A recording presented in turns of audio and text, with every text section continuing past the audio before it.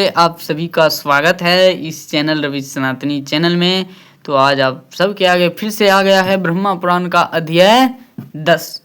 सुनिए, जम्बूद्वीप तथा उसके विभिन्न वर्षों सहित भारत वर्ष का वर्णन। मुनियों ने कहा, अहो आपने समस्त भरतवंशी राजाओं का यह बहुत बड़ा इतिहास कह सुनाया। अब हम समस्त भूमंडल का वर्णन सुनना चाहते हैं। जितने समुद्र, द्वीप, वर्ष, पर्वत, वन, नदियाँ तथा पवित्र देवताओं के स्थान है, समस्त भूतल का मान जितना बड़ा है, उसके आधार पर यह टीका हुआ है तथा जो इसका उपादान कारण है वह सब यथार्थ रूप से बतलाइए। लोमहर्षण जी बतलाने लगे। लोमहर्षण जी बोले, मुनिवरों सुनो, मैं इस भूमंडल का वृतांत संक्षेप में सुनाता हूँ।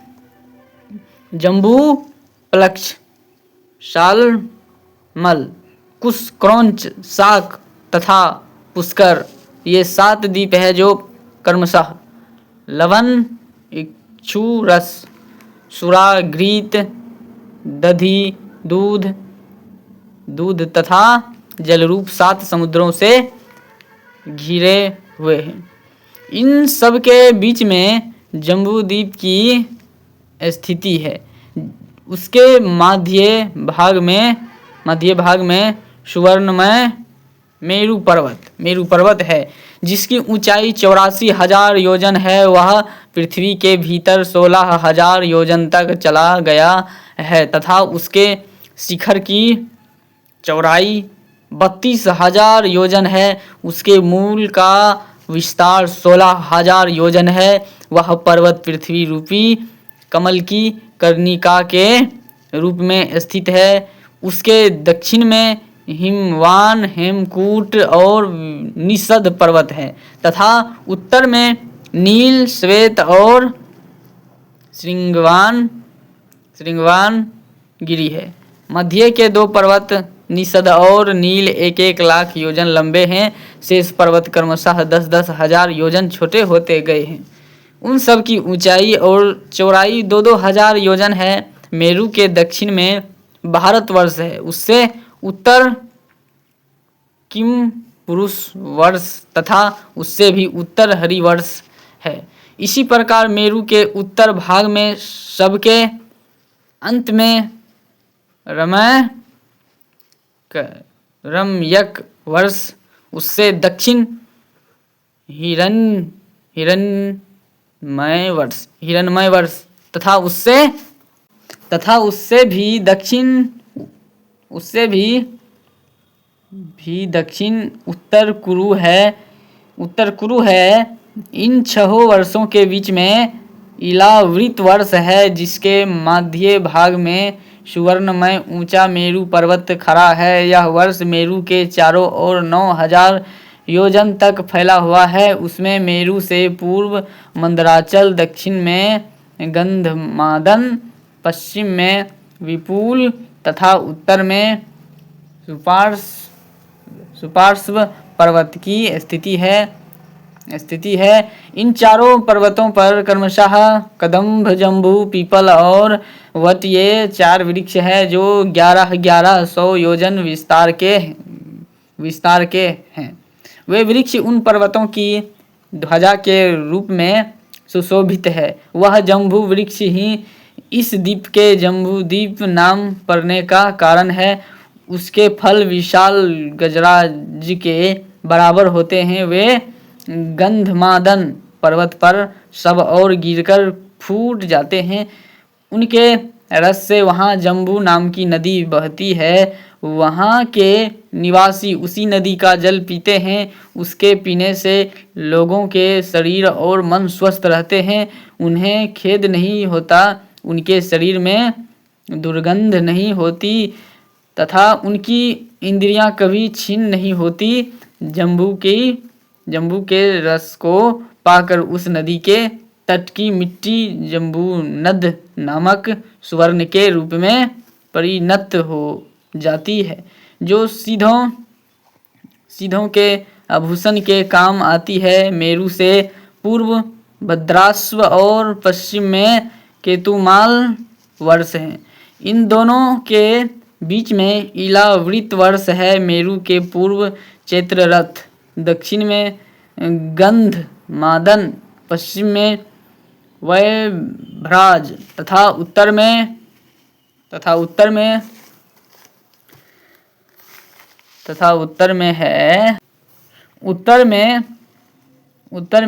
नंदन वन है। इसी प्रकार भिन्न भिन्न दिशाओं में अरुणोद, महाभाद्र, असितोद तथा मानस, ये 4 सरोवर है जो सदा देवताओं के उपभोग में आते हैं। शांतवान, चक्र, कुंज, पुर्री, माल्यवान तथा वैकांक आदि पर्वत मेरु के पूर्व भाग में केसराचल के रूप में स्थित है। त्रिकूट, शिशिर, पतंग, रुचक तथा निषद आदि दक्षिण भाग के केसर पर्वत है। शिखीवास, वैदुर्य, कपिल, गंधमादन और जारूधी आदि पश्चिम भाग के केसराचल है।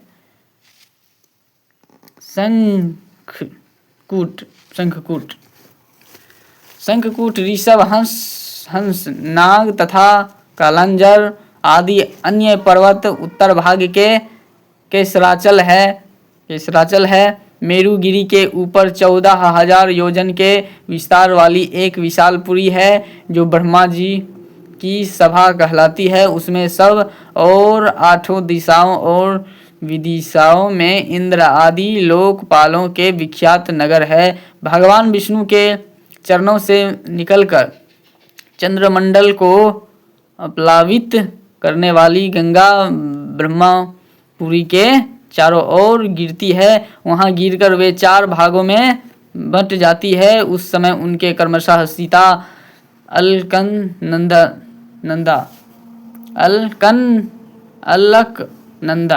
अलकनंदा, चक्षु और भद्रा नाम होते हैं। पूर्व और सीता एक पर्वत से दूसरे पर्वत पर होती हुई पूर्ववर्ती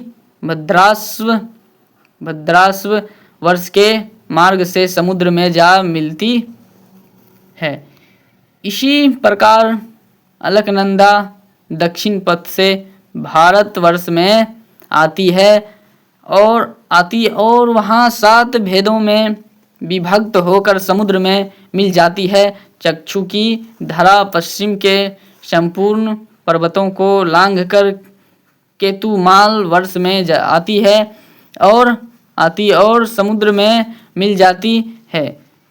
इसी प्रकार भद्रा उत्तर गिरि तथा उत्तर कुरु को लांघकर उत्तर समुद्र में मिलती है। माल्यवान और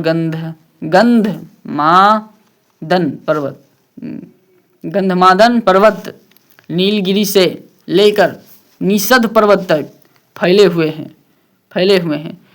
उन दोनों के मध्य भाग में मेरु कर्णिका के आकार में स्थित है। भारत, केतुमाल, भद्राश्व तथा कुरु ये द्वीप लोकरूपी कमल के पत्र है। जठर और देवकूट ये दो मर्यादा पर्वत है।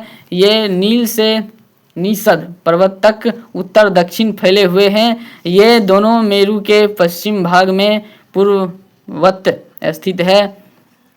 त्रिशृंग और जारूधी ये उत्तर दिशा के वर्ष पर्वत हैं जो पूर्व से पश्चिम और समुद्र के भीतर तक चले गए हैं।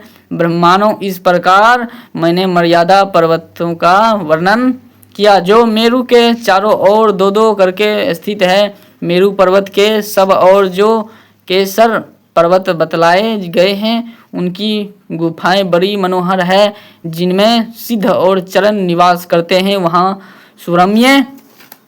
सुरम्य वन और नगर है। लक्ष्मी, विष्णु, अग्नि, सूर्य तथा इंद्र आदि देवताओं के बड़े बड़े मंदिर हैं जो किन्नरों से सेवित है। उन पर्वतों की रमणीय गुफाओं में गंधर्व, यक्ष, राक्षस, दैत्य और दानव दिन रात विहार किया करते हैं। वे पर्वत इस पृथ्वी के स्वर्ग माने गए हैं। वहाँ धर्मात्माओं का निवास है। पापी मनुष्य सैकड़ों जन्म धारण करने पर भी वहाँ नहीं जा सकते। भद्राश्व वर्ष में भगवान विष्णु है ग्रीव रूप से विराजमान है।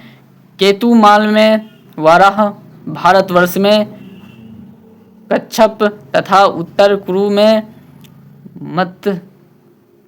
मत्स्य रूप धारण करके रहते हैं। सर्वेश्वर भगवान श्री हरि सर्व स्वरूप हैं तथा विश्व रूप में वे सर्वत्र सुशोभित होते हैं। अखिल जगत स्वरूप भगवान विष्णु सबके आधारभूत हैं। किम पुरुष आदि जो 8 वर्ष है उनमें शोक, आयास, उद्वेग तथा क्षुधा का भय आदि दोष नहीं है। वहाँ की प्रजा सब प्रकार से स्वस्थ, निर्भय तथा सब प्रकार के दुखों से रहित है। उन सब की स्थिर आयु 10-12 हजार वर्षों तक की होती है। इन स्थानों में पृथ्वी के क्षुधा, पिपासा आदि अन्य दोष भी नहीं प्रकट होते। इन सभी वर्षों में 7 कुल पर्वत हैं जिनसे सैकड़ों नदियों प्रकट हुई है।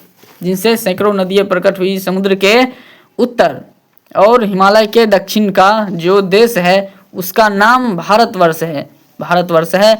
उसी में राजा भरत की संतान तथा प्रजा रहती है। उसका विस्तार 9000 योजन है। भारतवर्ष कर्म भूमि है। वहाँ इच्छानुसार साधन करने वाले को स्वर्ग तथा मोक्ष प्राप्त होते हैं। भारत में महेंद्र, मलय, समा, सुक्तिमान, ऋक्ष, विंध्य और पारियात्र ये 7 कुल पर्वत हैं। वहाँ सकाम साधन से स्वर्ग प्राप्त होता है, निष्काम साधन से मोक्ष मिलता है तथा यहाँ के लोग पाप करने पर तीर, यज्ञयोनि और नरकों में भी पड़ते हैं। भारत के सिवा अन्य यत्र मनुष्यों के लिए कर्म भूमि नहीं है। इस भारतवर्ष के 9 भेद हैं: इंद्रदीप, कसेतुमान, ताम्रवर्ण, गभस्तिमान, नागदीप, सौम्यदीप, गंधर्वदीप, वरुणदीप तथा समुद्र से घिरा हुआ यह नवा द्वीप भारत। यह नवम द्वीप दक्षिण से उत्तर तक 1000 योजन लंबा है। इसके अंदर पूर्व दिशा में किरात तथा पश्चिम दिशा में यवन रहते हैं। मध्य में ब्राह्मण, क्षत्रिय, वैश्य तथा शूद्र जाति के लोग रहते हैं जिनकी कर्मशः यज्ञ, युद्ध, वाणिज्य तथा सेवा ये 4 वृत्तियां हैं। शतद्रु,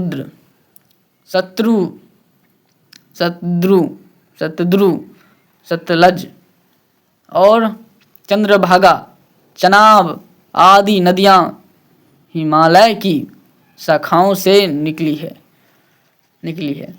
वे 10 मृति आदि सरिताओं का उद्गम पारियात्र पर्वत है।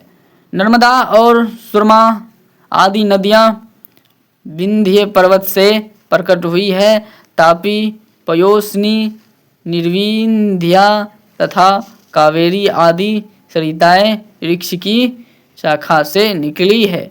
इनका नाम श्रवण करने मात्र से ये सब पापों को हर लेती है। गोदावरी, भीमरथी तथा कृष्णवेणी आदि पाप नाशिनी नदियां सम्मा पर्वत की संतानें हैं। कृतमाला, ताम्रपर्णी आदि का उद्गम स्थान मलय पर्वत है। त्रिसांध्य, ऋषिकुल्या आदि नदियां महेंद्र पर्वत से प्रकट हुई है। ऋषिकुल्या और कुमार आदि नदियां शुक्तिमान के शाखा पर्वतों से निकली है। इन नदियों की शाखा भूतशास्त्रों उपनदियाँ भी है। इनके मध्य में कुरु, पंचाल, मध्य प्रदेश, पूर्व देश, कामरूप, आसाम, पौंड्र, कलिंग, उड़ीसा, मगध, दक्षिण